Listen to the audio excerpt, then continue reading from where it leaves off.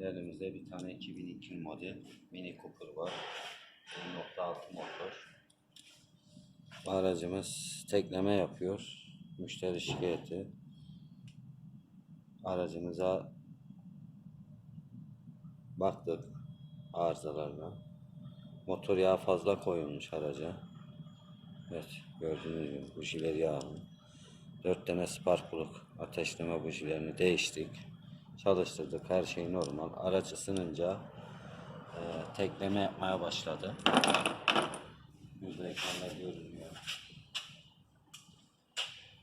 3. silindir misfire. 4'te veriyor da biz arızaları sildik. Yeniden tekrar şey yaptık. 3 ve 4. silindir.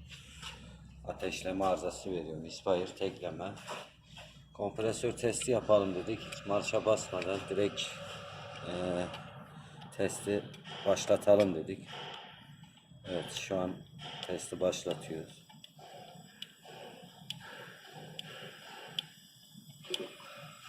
Evet. Gördüğünüz gibi havayı verdiğimiz gibi.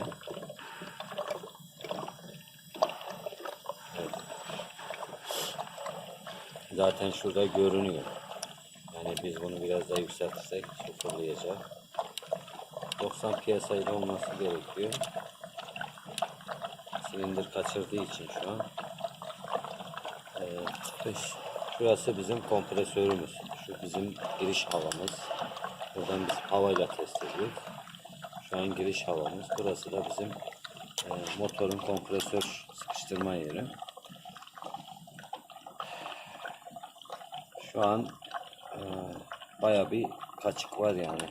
Şu an kapatıyorum bunu. Kapatınca tamamen duracak. Evet, gördüğünüz gibi durdu. Böyle aracımız conta yanmış. Hararet yapmış bu araba. Silindir kapağı contası yanık. Head gasket diyorlar. Bakacağız artık. Ya motor değişimi olacak. Ya da silindir kapak contasını değişeceğiz. Amerika'da bu işlem için çok para gittiği için insanlar burada motorları değişiyorlar. Aracın maili 150.000 mailde. Sanırım Türkiye kilometresi de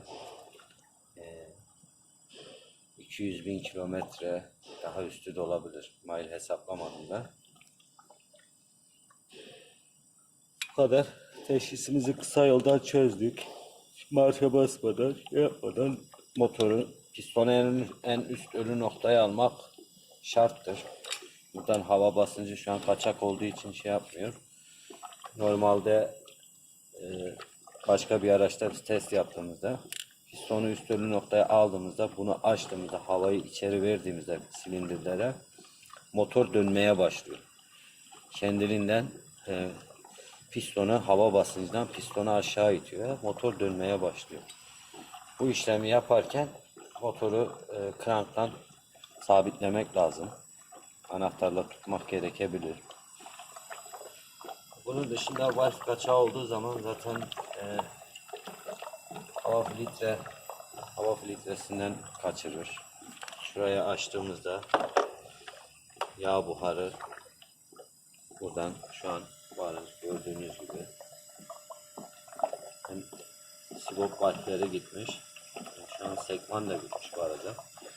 Ben buna kamerayla baktım. Silindir gözüne.